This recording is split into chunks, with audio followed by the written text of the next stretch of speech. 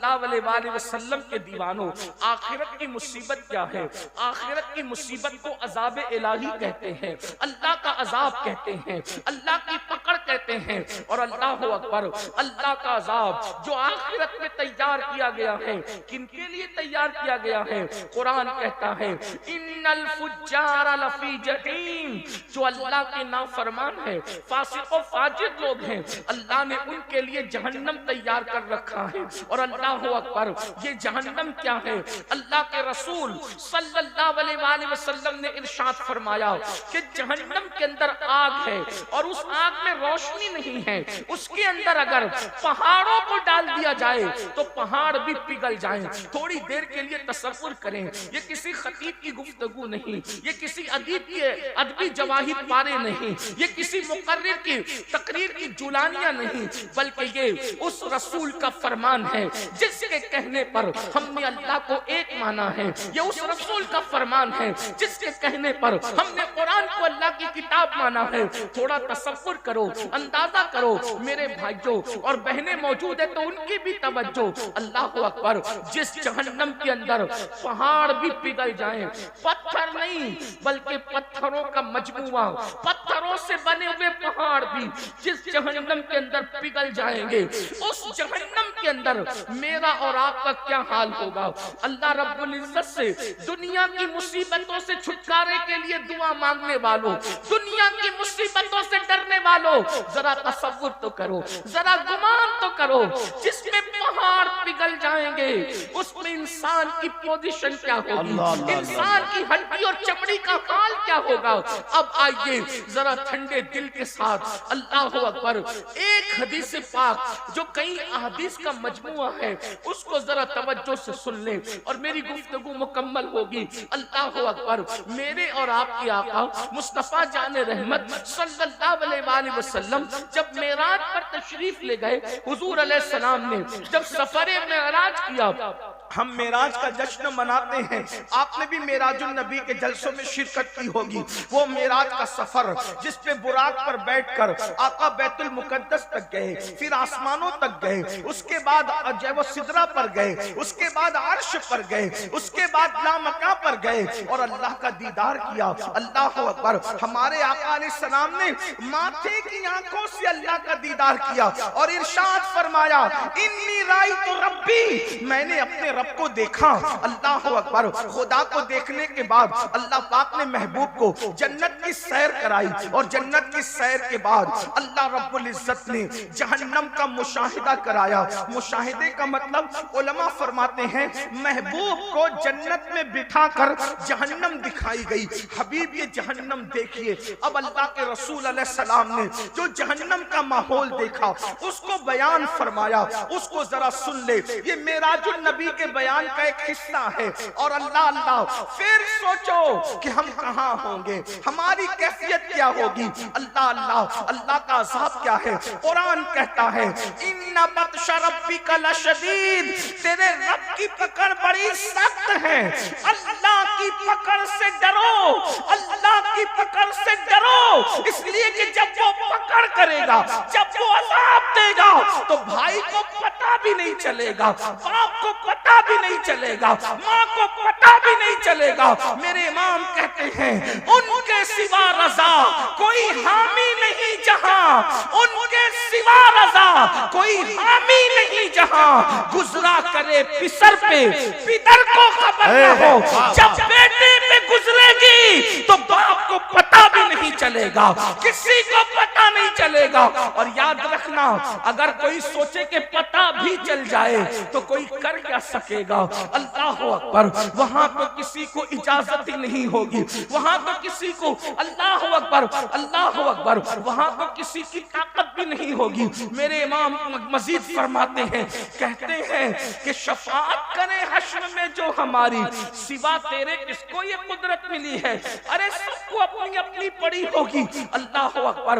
अब आइए मेराजुल नबी में, मेराज के शब में अल्लाह का दीदार भी किया, जन्नत की सैर भी की। की और जहन्नम का जो मुशाहिदा किया उसको सुने। मेरे और आपके आका व मौला खातिमुन नबीयीन कायदुल मुरसलीन सय्यदुल आलमीन फरमाते हैं कि जब मैंने, ऐ मेरे सहाबा, आका सहाबा को बयान कर रहे हैं, ऐ मेरे सहाबा, जब मैंने जहन्नम का मुशाहिदा किया, आका इरशाद फरमाते हैं, तो मैंने देखा एक बंदा लेटा हुआ है, जहन्नम के अंदर लेटा हुआ है। हाय हाय, अल्लाह के रसूल बयान कर रहे हैं, जहन्नम के अंदर लेटा हुआ एक बंदा और एक बहुत बड़ा पत्थर उसके सर पे मारा जा रहा है। अल्लाह अकबर। मैं आपके और अपने चेहरे को देखता हूँ तो मुझे भी अपने आप और आप पर भी तरस आता है कि अल्लाह अकबर, कितने कमजोर हैं हम लोग और खुदा का अज़ाब कितना ताकतवर है, कैसा वो खौफनाक माहौल होगा। अल्लाह के सच्चे नबी फरमा रहे हैं। और ये बात सुनना और ध्यान से सुनना, बहुत गौर से सुनना, बहुत देर तक आपको इम्तिहान में नहीं रखेंगे, मुख्तसर में, लेकिन ये किसी के दिल की आवाज है, ये किसी के दिल की सदा है। ऐ मेरी कौम के जवानों, सोचो तो सही, अल्लाह अकबर, जहन्नम की आग पर कोई लेटा हो और उसके सर पे बड़ा पत्थर मारा जा रहा हो। अल्लाह के रसूल बयान कर रहे हैं, अल्लाह के सच्चे नबी बयान कर रहे हैं, अल्लाह अकबर, ये इतने सच्चे हैं। सच्चे तो दुनिया में बहुत आए, लेकिन मेरे नबी इतने सच्चे हैं जिनकी सच्चाई की गवाही उनके दुश्मन भी देते हैं। दुश्मन भी जिसे सादिकुल वादुल अमीन कहते हैं, जिसकी सच्चाई की गवाही अल्लाह तबारक तआला देता है। अल्लाह अकबर, जरा गौर तो करें, यकीनन आपको मालूम नहीं है इसलिए आप कहीं और जा रहे हैं। ये जलसे इसीलिए तो है, हमारे नकीब साहब ने इसीलिए फरमाया, ये जलसे इसीलिए तो है ताकि आपकी मालूमात में इजाफा हो, आपको बताया जाए, आगाह किया जाए क्या हो रहा है। अल्लाह अकबर, मेरे आका सच्चे नबी सादिक व मज़दूक फरमाते हैं, एक शख्स लेटा हुआ है और उसके सर पे बड़ा सा पत्थर मारा जा रहा है और वो पत्थर लुढ़क कर दूर जाता है। वो बंदा उसको उठा के लाता है तो पत्थर से जो सर कुचला गया था, वो शारहीन फरमाते हैं, सर वो पत्थर से जब कुचला जाता था तो वो सर ऐसे पिस जाता था जैसे चने पे हथौड़ा मारने से चना पिस जाता है, वैसे वो पत्थर मारने से सर पिसता है। और आप इसका अंदाजा कर सकते हैं, पढ़े लिखे लोग हैं, सूझबूझ वाले लोग हैं, जब सर से पत्थर टकराता है तो सर की कैफियत क्या होती है। लोग हेलमेट लगाकर सफर इसलिए करते हैं, हाथ पे चोट आएगी तो चलेगा, पैर पे चोट आएगी तो चलेगा, जिस्म पे चोट आएगी तो चलेगा, लेकिन सर बचा लो, इसलिए कि हाथ पैर पे सीने पे कहीं भी चोट आ गई तो जिंदा रहने के इम्कानात बाकी रहेंगे, लेकिन अगर सर पे चोट आ गई तो जिंदा रहने के इम्कानात खत्म हो जाएंगे। अल्लाह अकबर, इसलिए लोग हेलमेट लगाते हैं। हमारी हुकूमत की तरफ से बड़ी पाबंदी हेलमेट के लिए, बहुत अच्छी बात है, लगाना चाहिए, लेकिन सोचो मेरे भाइयों, अल्लाह के सच्चे नबी सादिक व मज़दूक फरमाते हैं, सर कुचला जाता है और उसकी कैफियत शारहीन क्या बयान करने, जैसे चने पे हथौड़ा मारने से चना पिस जाता है, उसी तरह सर कुचला जा रहा है। और सर कुचलने के बाद वहां मौत नहीं आनी है किसी को, वहां ना जीने दिया जाएगा ना मरने दिया जाएगा। अल्लाह अकबर, क्या दर्दनाक सूरत हाल है। अल्लाह अकबर, आका फरमाते हैं, पत्थर लुढ़क कर जाता है, सर फिर दुरुस्त कर दिया जाता है, फिर पत्थर मारा जाता है, फिर वो वैसे ही पिस जाता है, फिर पत्थर लुढ़क कर जाता है, फिर लाया जाता है, सर वैसे ही पिस जाता है। मेरे आका फरमाते हैं, मैंने जिब्रील से पूछा, ए जिब्रील, ये कौन लोग हैं और उनको ये दर्दनाक अज़ाब क्यों दिया जा रहा है? तो जिब्रील अमीन अर्ज़ करते हैं, या रसूल अल्लाह सल्लल्लाहु अलैहि वसल्लम, ये लोग नमाज नहीं पढ़ते थे दुनिया में, इसलिए इनका ये हाल है। अल्लाह अकबर, मेरे भाइयों, आपसे पूछना चाहता हूँ, आप लोग 4 घंटे से, कोई 5 घंटे से, कोई 3 घंटे से इस जलसे में बैठा हुआ है, लेकिन आपसे पूछता हूँ, कितने शौक से जलसे में आते हो, जलसे घंटों चलते बैठते हो, अल्लाह अकबर, लेकिन नमाज पढ़ने में कितना टाइम लगता है? सिर्फ 10 मिनट का टाइम लगता है। एक वक्त की नमाज में सिर्फ 10 मिनट का टाइम, और अगर 5 वक्त पढ़ने तो सिर्फ 50 मिनट का टाइम लगता है। अब आप मुझे बताएं, 50 मिनट ना निकालने वालों, कितने दर्दनाक अज़ाब की तरफ तुम जा रहे हो, कितने दर्दनाक अज़ाब को चैलेंज कर रहे हो, कितने दर्दनाक अज़ाब को आवाज दे रहे हो। और फिर सुन लो, कोई बचाने वाला नहीं है, इमाम आवाज दे रहे हैं, उनके सिवा रज़ा कोई हामी नहीं जहां गुजरा करे पिसर पे, पिसर कहते हैं बेटे को, गुजरा करे पिसर पे, पिदर को खबर न हो, पिदर कहते हैं बाप को, बाप को भी खबर नहीं होगी। और सुन लो, बचाने वाली एक जात है, वो मोहम्मद रसूलुल्लाह की जात है। अब उनकी हदीस सुनो, आका इरशाद फरमाते हैं कि जिसने जानबूझ के नमाज छोड़ दी, क़यामत के दिन उसके साथ मेरा कोई वादा नहीं है। धोखे में मत रहना, अल्लाह के रसूल ने आगाह कर दिया, हुजूर अलैहिस्सलाम ने आगाह कर दिया, उनके साथ मेरा कोई वादा नहीं है। जो नमाज छोड़ देते उनके साथ आका फरमाते मेरा कोई अहद नहीं है, कोई वादा नहीं है। मस्जिदों को वीरान करने वालों, मस्जिदों से कोसों दूर भागने वालों, बताओ क्या ये अजाब हमसे बर्दाश्त हो सकेगा? क्या ये अजाब हम बर्दाश्त कर सकेंगे? नहीं नहीं, हरगिज़ नहीं। अपनी जवानी पर रहम खा लो, अपनी हड्डी चमड़े पे रहम खा लो, अपने आप पे रहम कर लो। मैं आपसे किसी और के लिए रहम की भीख नहीं मांग रहा हूं, मैं आपसे आपके लिए रहम की भीख आपसे मांग रहा हूं। नहीं बर्दाश्त कर सकेंगे। ये दुनिया चंद साल की है, ये दुनिया में चंद दिन जीना है, फिर मौत है।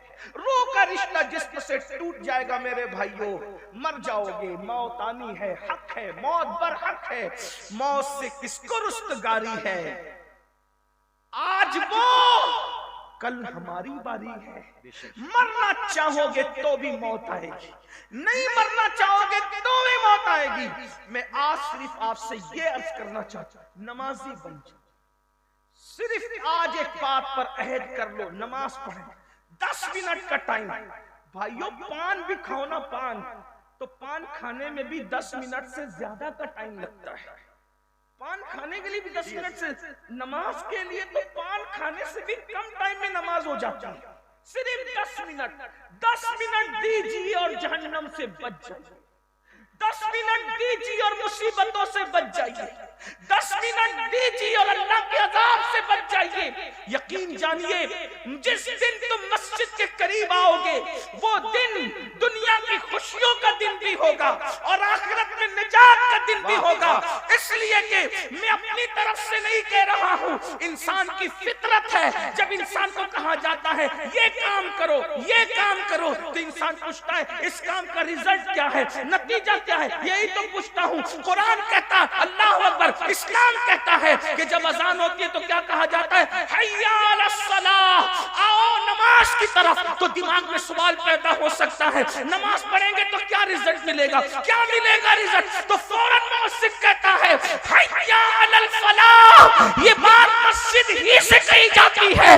नमाज पढ़ना तुम्हारा काम है और कामयाबी अता करना नमाज जिसकी पढ़ी जा रही है उसका दिलो जब्बार के करम है। जब तक मुसलमान मस्जिद में आकर के नमाज पढ़ता रहेगा, उसको फलाह मिलती रहेगी, कामयाबी मिलती रहेगी। मुसलमानों, तुमने जंगों में भी नमाज नहीं छोड़ा, तुमने फाके में भी नमाज नहीं छोड़ा, तुमने मुसीबतों में भी नमाज नहीं छोड़ा, तुमने दरियाओं के सफर में भी नमाज नहीं छोड़ा। तुम्हारी कैफियत ये थी, दी अज़ाने कभी यूरोप के कलीसियाओं में और अफ्रीका के तपते हुए सहराओं में, दश्त तो दश्त है, दरिया भी ना छोड़े हमने, बहरे सुलमान में दौड़ा दिए घोड़े। नारे तकबीर, नारे रिसालत, पैगाम इस्लाम। जब तक नमाज पढ़ते रहे, रोजी के लिए तुम कभी परेशान नहीं थे। जब तक नमाज पढ़ते रहे, बेटी के रिश्ते के लिए तुम कभी परेशान नहीं थे। जब तक तुम नमाज पढ़ते रहे, अल्लाह अकबर, तुम कभी किसी से मुसीबतों का शिकवा नहीं करते थे। इसलिए कि अल्लाह की चौखट पे सबके मसाइल का हल है, अपने मसले का हल क्यों नहीं होगा? बड़ी माजरत के साथ, जब से अल्लाह का दर छोड़, याद रखना, अल्लाह का दर जिस दिन से छोड़ा, जिस दिन से अल्लाह का दर छोड़ा, दुनिया अपनी दुश्मन बन गई। एक बात याद रखना, ये दुश्मन, वो दुश्मन, वो दुश्मन अपनी जगह है। इंसान जब नमाज छोड़ देता है तो अल्लाह खुद इंसान को अपना दुश्मन बना ले। अल्लाह, आप इतना याद रखें। इसका मतलब अगर दुनिया में तवज्जो कर, अगर दुनिया में फिरौन की हुकूमत ना भी हो, सुलेमान अलैहिस्सलाम की हुकूमत हो और तुम नमाज छोड़ो तो तुम्हारे साथ यही किया जाएगा जिसके तुम हकदार। अल्लाह ना यार, ये जुमला बहुत कीमती, घर जाकर इस जुमले पे सोचना। अगर हुकूमत फिरौन की ना हो, फिरौन को हुकूमत में न लाया जाए, सुलेमान अलैहिस्सलाम की हुकूमत तो भी तुम्हारे साथ होना वही जिसके तुम मुस्तहिक। क्यों? इसलिए कि जो नमाज छोड़ दे, अगर इस्लामी हुकूमत हो तो क्या किया जाएगा? पूछो। नमाज छोड़ने वाले की इस्लामी हुकूमत में क्या पोजीशन है, वो उलमा से पूछो ना, क्या उसकी पोजीशन है? कम से कम इमाम आजम का फतवा यह है कि उसको जेल में डाला जाए। जिस इमाम आजम अबू हनीफा रहमतुल्लाह अलैह के मुक़ल्लिद हो, अभी इमाम शाफ़ई का मसलक तो मैंने बयान ही नहीं, और मैंने वो बयान भी नहीं किया, लेकिन आपसे अर्ज करना चाहता हूं, अभी मैंने गौसे पाक का मसलक भी बयान नहीं किया, वो भी मैंने बयान नहीं किया। अभी आपने मैंने इमाम मालिक का मसलक बयान नहीं किया, वो भी बयान नहीं करना, लेकिन आपसे पूछता हूं अपने इमाम की। आज मेरे इमाम आजम अबू हनीफा की शहादत का दिन गुजरा। आप तो, हम तो इतने गाफिल है कि जिसके फतवे पर नमाज पढ़ते हैं उसके भी इतने एहसान फरामोश हो गए कि उनका दिन भी आप मनाने की सुन्नियों को तौफीक नहीं। इल्ला माशाअल्लाह, बहुत माजरत के साथ सही फरमाया। बल्कि अगर पूछ लेना कि इमाम आजम की शहादत का दिन कौन सा था तो हमारे बच्चों को पता नहीं। बहुत माजरत के साथ जान बख्शियों पे जुमला कह दूं, गली के नंगे धड़ंगे पीरों का उर्स तो तुम्हें याद है, और जिसने इतना एहसान किया, फिक़ह को मुदव्वन किया, जिसके मसलक और फतवे पर अमल करते हुए हम नमाजें पढ़ते, रोजा रखते, हज करते हैं, आज उस इमाम का दिन इतने सन्नाटे में गुजर जाता, पता ही नहीं लोगों। कौन है इमाम आजम? 100 मरतबा खुदा को ख्वाब में देखने वाली हस्ती, जिसने 100 बार अल्लाह का दीदार किया ख्वाब में। सुभान अल्लाह। ये बात मैं अपनी तरफ से नहीं कह रहा हूँ, खैरातुल एहसान के अंदर ये बात लिखी हुई है कि हमारे इमाम आजम को हनीफा ने 100 बार अल्लाह का दीदार कैसे किया, ये तो दीदार करने वाला जाने। लेकिन सोचो, यही मसला हमारे उलमा बयान करते, इसीलिए अल्लाह का दीदार अहले सुन्नत के नजदीक ख्वाब में जायज है। अल्लाह को कोई दुनिया में माथे की आंख से नहीं देख सकता, लेकिन ख्वाब में खुदा का दीदार मुमकिन है। ये हमारे उलमा मसला बयान करते हैं। बारे शरीयत भी आप उठा करके देख लें, सबे सनाबिल शरीफ भी आप उठा करके देख लें, इसी तरह खैरातुल एहसान उठा करके आप देख लें, आपको पता चलेगा। सोचो तो कितना बड़ा वली, कितना बड़ा वली, कितना बड़ा वली, अरे कितना बड़ा वली, दाता अली हुजवेरी का इमाम, दाता अली हुजवेरी का इमाम आजम है, गरीब नवाज का इमाम आजम है, साबिर कलियर का इमाम आजम है, महबूब इलाही का इमाम आजम है, अल्लाहू अकबर कुतुबुद्दीन बख्तियार काकी का इमाम आजम है, और हम सुन्नियों के इमाम आला हजरत का इमाम भी इमाम आजम है। जिंदाबाद जिंदाबाद। भूल गए इतने। बात यही है कि हमने किस एहसान करने वाले का एहसान रखा है जो इनका रखा है।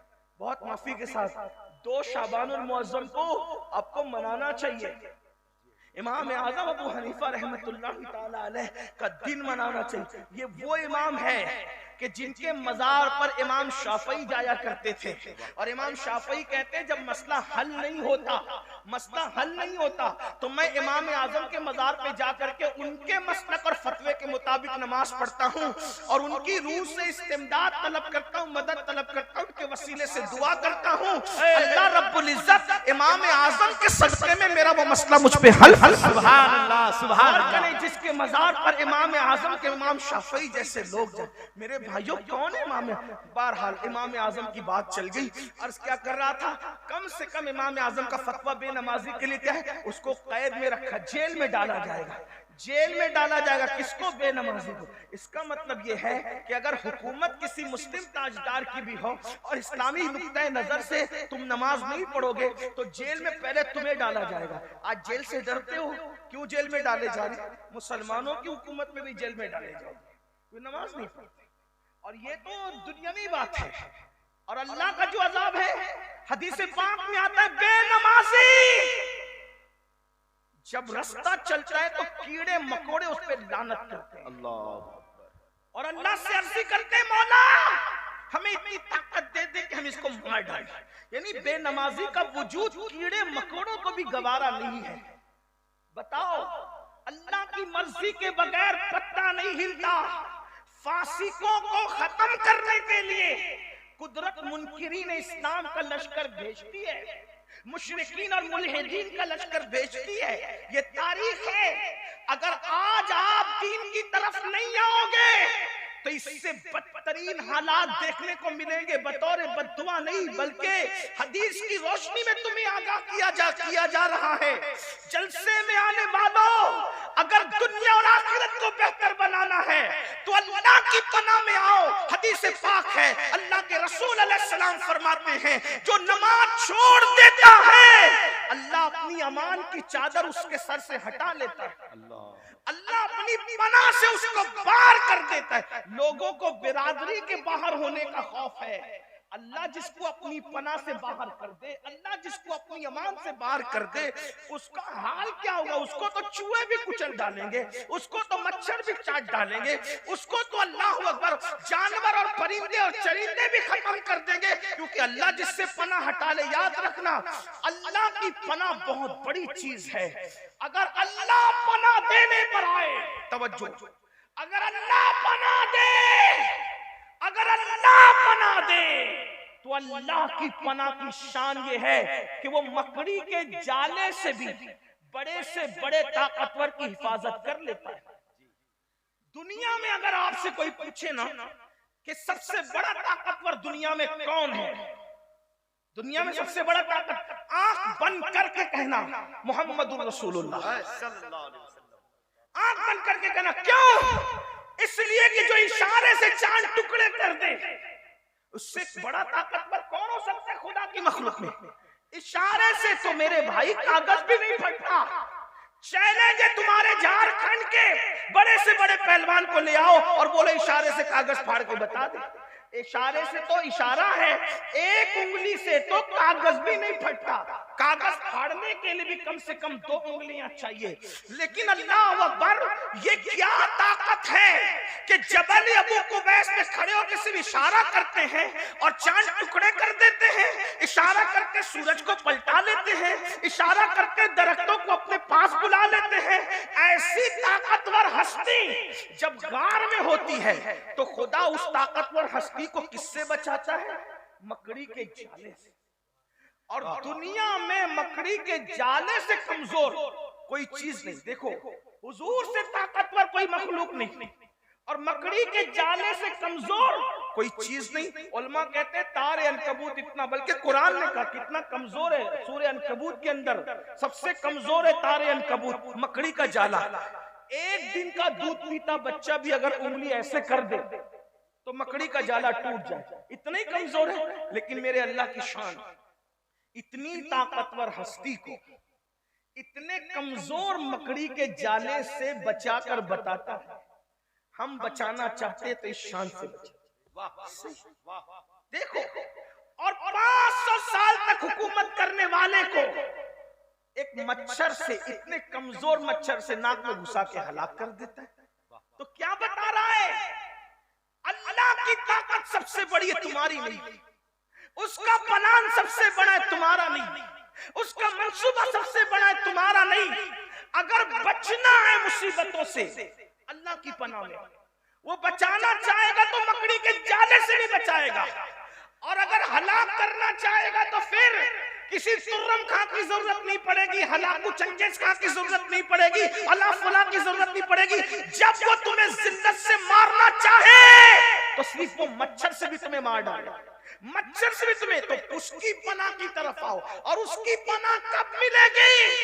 कुछ भी कर लो, नारे लगा लो, बड़ी बड़ी बातें कर लो, कॉन्फ्रेंस कर लो, ये कर लो, वो कर लो, स्कूलें बना लो, मदरसे बना लो, कॉलेजेस बना लो, ये कर लो, ऐसा कर लो, सब कुछ कर लो। जब तक उसकी बारगाह में झुकोगे नहीं, सजदा करोगे नहीं, नमाज पढ़ोगे नहीं, उस वक्त तक के अल्लाह की पनाह मिलने वाली नहीं। क्योंकि अल्लाह के रसूल से फरमा दिया गया, जो नमाज छोड़ दे वो अल्लाह की पनाह से बाहर हो जाता है। फिर जिल्लत उसका मुकद्दस, रुसवाई उसका मुकद्दर, जलील होना उसका मुकद्दर, मुफलिस होना उसका मुकद्दर, सताया जाना उसका मुकद्दर, परेशान होना उसका मुकद्दर। दुनिया ने वो दिन भी देखा जब मुसलमानों को अल्लाह ने दौलत दी, हुकूमत दी, तख्त दिया, ताज दिया, मुसलमान नमाज छोड़कर बागी हो गए, नमाज छोड़कर बागी हो गए, बगावत की तरफ गए। तो अल्लाह ने हलाकू और चंगेज खान का बड़ा लश्कर मुसल्लत किया। तो कुछ वली लोग बीच में आ गए, अल्लाह के वली लोग कि हम मुकाबला करेंगे किससे? हलाकू चंगेज खान से। जैसे वो मुकाबले में आए वो वली हट गए, नहीं किया मुकाबला। लोगों ने पूछा अल्लाह वालों रूहानियत क्या हो गई, क्यों मुकाबला नहीं करते? कहा रिजालुल गैब की रूहें तो इनके सर पर है, और वो रूहें कह रही जिसको हम सुनते हुए सुन रहे हैं, वो रूहें कहती है इन काफिरों से, ए काफिरों इन फासिकों को खत्म कर दो। ए काफिरों, हलाकू चंगेज खान के फौज के सर पे किसकी रूहें हैं? वलियों की रूहें। और क्या कह रही है? ए काफिरों इन फासिकों को, बदकारों को खत्म कर दो। मुसलमान जानी हुआ, गाने सुनने वाला हुआ, शराबी हुआ, मस्जिदों को वीरान करने वाला हुआ, उलमा का गुस्ताख हुआ, अल्लाह के दीन का बागी हुआ। अल्लाह ने इतना बड़ा लश्कर भेजा। उस लश्कर ने क्या किया पता है? मुसलमानों की सर की खोपड़ियों पर मीनार तामीर की। यानी जब अल्लाह से बगावत करोगे तो अल्लाह के फैसले क्या होंगे ये वही जानता। जब खुदा के साथ सरकशी करोगे फिर उसके फैसले क्या होंगे। और वो बेनियाज है, कोई मर रहा है, कोई कट रहा है, कोई तबाह हो रहा है, उसकी रुबूबियत की शान पर कोई फर्क नहीं पड़ता। वो गय्यूर है, गय्यूर। उसके अपने फैसले, वो अपने महबूबों को यतीम कर देता है, उसकी शान गैरत है, उसकी शान गैरत है। शजरे ममनुआ को हाथ में ले लिया जाता है तो मासूम के कपड़े वापस ले लिए जाते हैं और जन्नत से बाहर कर दिया जाता है। उसकी शान गैरत तो देखे। यहाँ तो बहुत आंख बंद करके सोचने, अरे मौलाना कुछ भी करेंगे, अल्लाह तो हमसे प्यार करता है, हम जन्नत में जाएंगे। क्यों? जिसे खलीफा बनाया था उससे प्यार नहीं था, फरिश्तों का मस्जूद बनाया था उससे प्यार नहीं था, जिसको दस्ते कुदरत से पैदा किया था उससे प्यार नहीं था। फरिश्तों से सजदा भी करवा कर प्यार का इजहार किया जाता है और लफ्ज़े पैगंबराना पर कपड़े वापस नहीं। इस बात पर कोई गौर करने वाला है इस मजमे में? मासूम से खता जिसके करीब से होकर भी नहीं गुजर सकती, लफ्ज़े पैगंबराना की बुनियाद पर। लफ्ज़े पैगंबराना क्या चीज है? मासूम से कपड़े वापस ले लिए जाते, कहते आप जमीन पे जाए। और फिर गैरत का हाल ये है कि वो मासूम जिसे फरिश्तों ने सजदा किया था, जिसके सर पर ताज खिलाफत रखकर अपने दस्ते कुदरत से जिसे जन्नत में बनाया था, 200 साल तक वो मासूम पुकारता है, दुआ करता है, उस पे कोई जवाब भी नहीं दिया जाता। गौर तो करें, हम पापी अपनी रातों का जायजा लें, हम मुजरिम अपने दिनों का जायजा लें। सोचो हमसे बड़ा झूठा कौन होगा दुनिया में? हम तो झूठ बोलने को गुनाह भी तसव्वुर नहीं करते, औरतों पे पाप की नजरें डालने को गुनाह भी तसव्वुर नहीं करते, हाँ हराम लुक्मा खाने को गुनाह भी तसव्वुर नहीं करते। कितने जराइम करके जन्नत के दूल्हा बन के बैठे कि मौलाना इतना मायूस मत करो हमें, अरे हम जन्नत में नहीं जाएंगे तो कौन जन्नत में? मैं कहता हूं मासूम को लफ्ज़े पैगंबराना पर कपड़े वापस लेके अगर जन्नत से बाहर निकाला जा रहा है, कोई नफरत नहीं है, कोई अदावत नहीं है, हमारी इबरत है ये, सिर्फ हमारी कि हम सजदा भी करवाते हैं। और अगर गैरत पर आ जाए, गैरत का इजहार करें, तो फिर जन्नत के बाहर करके 200 साल तक के दुआ का जवाब भी नहीं देते, आंसू बहाए जाते हैं दुआ का जवाब। सोचो मुसलमानों हम क्या हैं? अपनी रातें देखो, अपने दिन देखो। याद रखना, यहाँ कितने भी ऐश आराम कर लो, जब मर के आंखें बंद होगी तो इस ख्वाब से, इस गफलत से आंखें खुलेगी कि मैं तो धोखे में था, मैं तो अपने आप को धोखा दे रहा था, मैं तो अपने आप को फरेब दे रहा था। मेरे भाइयों रहम कर लो, ये सुन्नी इज्तिमा जिन मुंतज़मीन ने मुनक्किद मुनक्किद किया है, अल्लाह उनकी उम्रें दराज करे। आप आए, अल्लाह तुम्हारी उम्रें दराज करे, इन उलमा मशाइख की उम्रें अल्लाह दराज करे। ये किसी टूटे हुए दिल की आवाज है, और ये वो आवाज है जो मुसलसल 14.5 सदियों से लग रही है। अल्लाह के बंदो, दुनिया के मकर से बाहर निकलो, दुनिया के धोखे से बाहर निकलो, दुनिया के फरेब से बाहर निकलो। जब तक रूह का रिश्ता जिस्म के साथ जुड़ा हुआ है, जो जी में आ रहा है खा रहे हो, जो जी में आ रहा है पहन रहे हो, जो जी में आ रहा है कर रहे हो, लेकिन रूह का रिश्ता जल्द टूट जाएगा, आंखें बंद हो जाएगी, तब सिर्फ रोगे, पछताओगे, आहें भरोगे, लेकिन उस वक्त पछताना काम नहीं आएगा। इसलिए अल्लाह का अज़ाब हम में से कोई बर्दाश्त नहीं कर सकता, किसी में ताकत नहीं है, किसी में कुव्वत नहीं। ये दो चीजों पे नजर तो करो। अल्लाह के रसूल अलैहिस्सलाम फरमाते हैं, क़यामत के दिन उसके साथ मेरा कोई वादा नहीं। और अल्लाह का पाक फरमा रहा है, मैं अपनी रहमत और अमान की चादर उससे हटा लेता हूँ। 50 मिनट का टाइम देना है, सिर्फ आज अहद कर लो। फिर उसके बाद अल्लाह के रसूल अलैहिस्सलाम फरमाते, इसी पे बात अगर बढ़ेगी तो बहुत बढ़ेगी। हदीस दूसरी इसी पर आका फरमाते, फिर हमने जहन्नम का मुशाहिदा किया। अल्लाह के रसूल फरमाते, मैंने देखा कि कुछ लोग हैं जो जहन्नम के दरख्तों के अंदर, आग के दरख्तों में उल्टे लटके हुए। अल्लाह, सुन ले इसको। पता नहीं ये बात मैं कभी आपको सुना सकूंगा या नहीं। ये उन्वान रजब की बुनियाद पर, मिराज मुकद्दस की बुनियाद पर जहन में आ गया, लेकिन गौर कर ले, बहने भी गौर कर कि जहन्नम की आग के दरख्तों में कुछ लोग उल्टे लटके हुए हैं। उल्टे भाइयों, अगर ऐसी कमरे में भी किसी को उल्टा लटकाया जाए तो ये कोई छोटी मोटी बात नहीं। जहन्नम में आग के दरख्तों की शाखों पर, हाय, कहने वाला कौन? सादिकुल वादुल अमीन मुस्तफा करीम रऊफुर रहीम सल्लल्लाहु अलैहि वसल्लम फरमा रहे, क्या जहन्नम के आग के दरख्तों पे उल्टे लटके हुए लोगों को जब हमने देखा, पूछा जिब्रील ये कौन लोग हैं?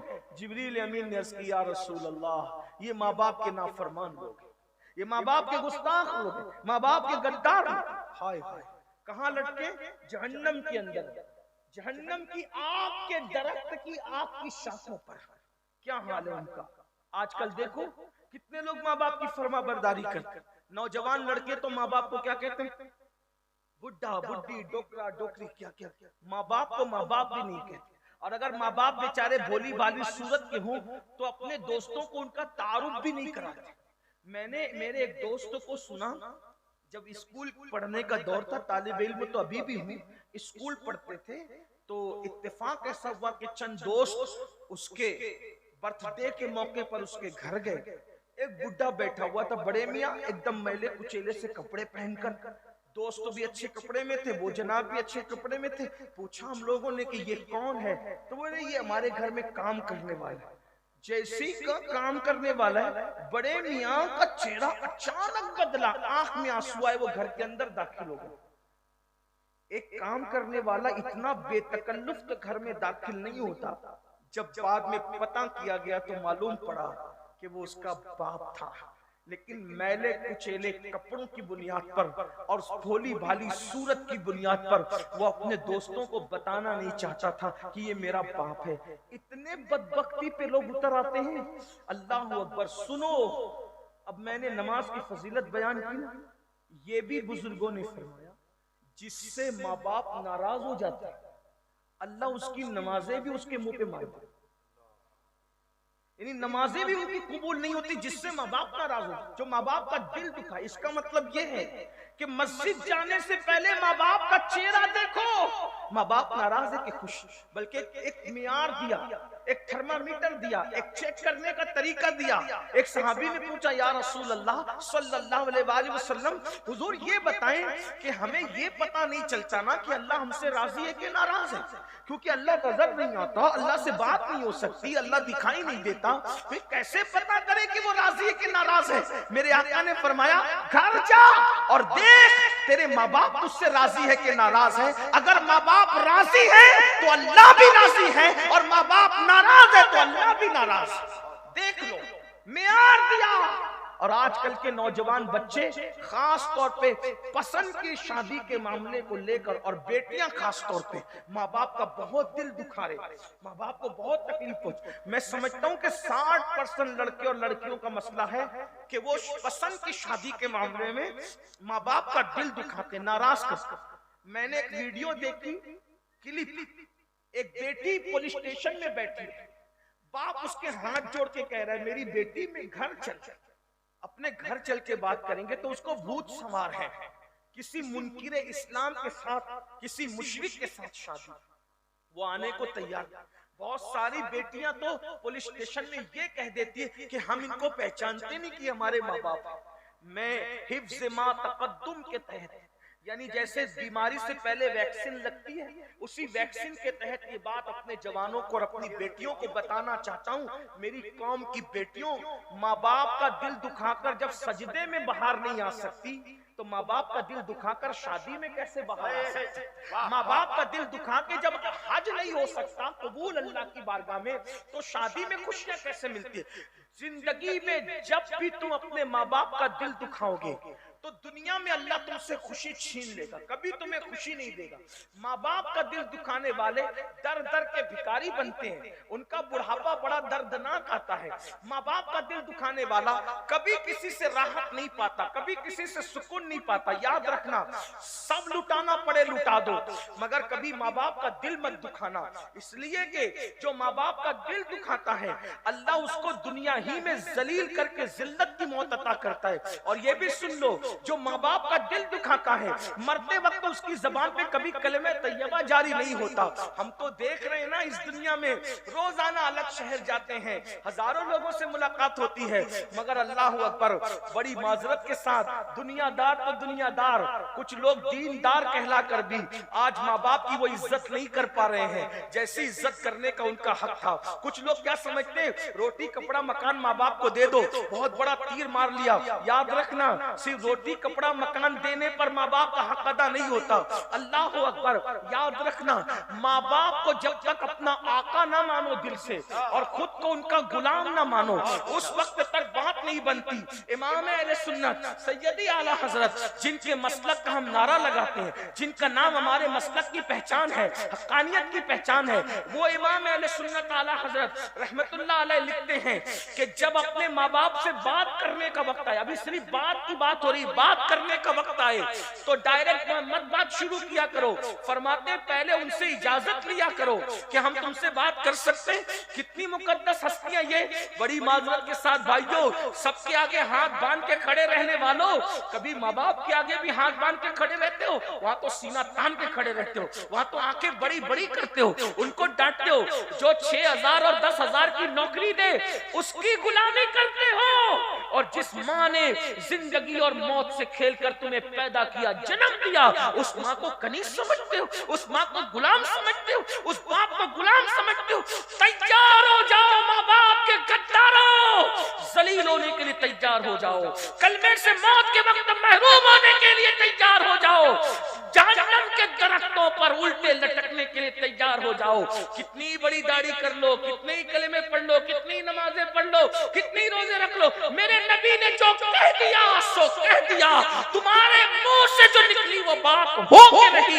अल्लाह के रसूल फरमाते हैं, माँ बाप का दिल दुखाने वाला मरते वक्त उसकी जबान पे कलेमा नहीं आएगा, वो जलील होके मरेगा, वो रुस्वा होके मरेगा। एक बात और याद आ गई, ये भी हदीस पाक में आया, मफहूम है, जो माँ बाप का दिल दुखाएगा क़यामत के दिन वो सूअर की शक्ल लेकर उठेगा, खिंजीर की शक्ल लेकर के उठेगा। अल्लाह अकबर। बल्कि फकीह अबुल्लाह समरकंदी अपनी किताब में लिखते हैं, आका फरमाते हैं, मुझे इतनी तकलीफ किसी के मामले में नहीं होती जितनी तकलीफ माँ बाप का दिल दुखाने के मामले में। आका फरमाते हैं, मैं अल्लाह की बारगाह में अर्जी करूंगा, तवज्जो करो, ये फकीर लिख रहे हैं समरकंदी, और ये फिक़ह हनफी के बहुत बड़े इमाम हैं। और किताब का नाम भी सुन ले ताकि लोगों को ये ना लगे कि मैं कोई मुबालगा कर रहा हूँ। कुर्रतुल उयून नाम की किताब है, अब तो उर्दू में भी शाये हुई है, उसको देखना, इंटरनेट पे देखना, तवज्जो करें, तवज्जो कीजिए। आका फरमाते हैं, मैं अल्लाह की बारगाह में माँ बाप के गुस्ताख, नाफरमान और गद्दारों के लिए सिफारिश करूंगा, सजदा करूंगा अर्श के नीचे।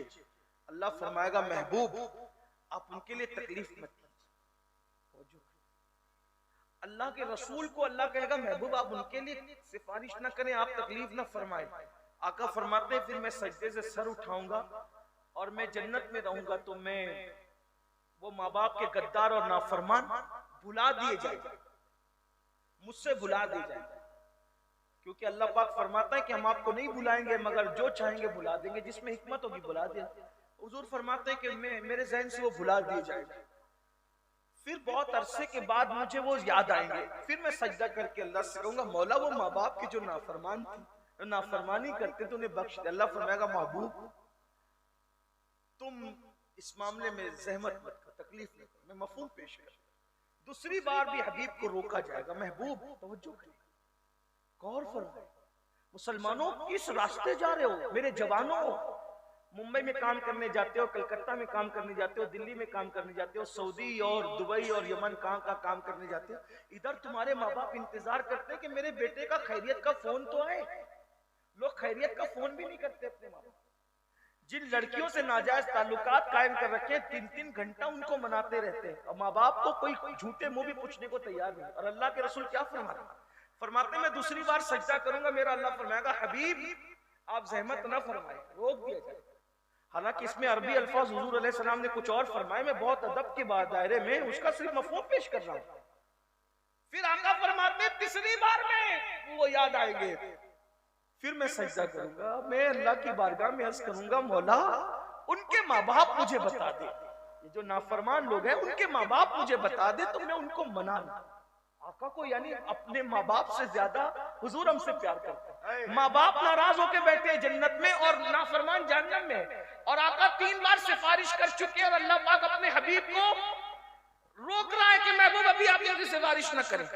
हत्ता के तीसरी मर्तबा जब सिफारिश करके आका फरमाए अर्ज करेंगे मौला इनके माँ बाप को बता दे, मैं इनसे मुलाकात करके उनको मना लूं, तो अल्लाह पाक माँ बाप से मिलाएगा और फिर आका फरमाते मैं उनके माँ बाप को लूंगा और साथ में ले करके कहूंगा देखो तो सही तुम्हारे बच्चों का हाल क्या है, उनको माफ करो। वो कहेंगे हुजूर उन्होंने हमें बहुत सताया, हम नहीं माफ करते। आका फरमाते अल्लाह इनको बता तो ये जहन्नम के अंदर इनको दिखा कि इनके बच्चों का क्या हाल, तो वो देखेंगे कि जहन्नम के दरख्तों में लटके हुए उनको बगैर आंख के, बगैर कान के, बगैर मुंह के फरिश्ते अजाब दे रहे हैं और उनकी चीखें निकल रही है, वो आहो बुका कर रहे हैं, तो वो माँ बाप भी रो पड़ेंगे। तो आका फरमाते मैं कहूंगा देखो तुम्हारी औलाद का क्या हाल है, तो तब तो माँ बाप कहेंगे या रसूल हम क्या करें, तो आका फरमाते हैं आका मैं कहूंगा इनको माफ कर दो। इधर माँ बाप माफ करेंगे, उधर मैं अर्ज करूंगा मौला माँ बाप ने माफ कर दिया अब तो भी माफ कर दे, तो अल्लाह ताला तब उनको माफ फरमाएगा और उनको जहन्नम से निकाल करके जन्नत में दाखिल किया जाए। गौर फरमाए आका फरमाते जितनी अजियत मुझे माँ बाप के नाफरमानों से होती है या हुई है उतनी अजियत हमारे कायद हमारे अमीर तशरीफ लाए हजरत का इस्तिकबाल फरमाए, शुक्र के नियत से जिक्र इलाही बुलंद करे, नारे तकबीर, नारे तकबीर, नारे रिसालत,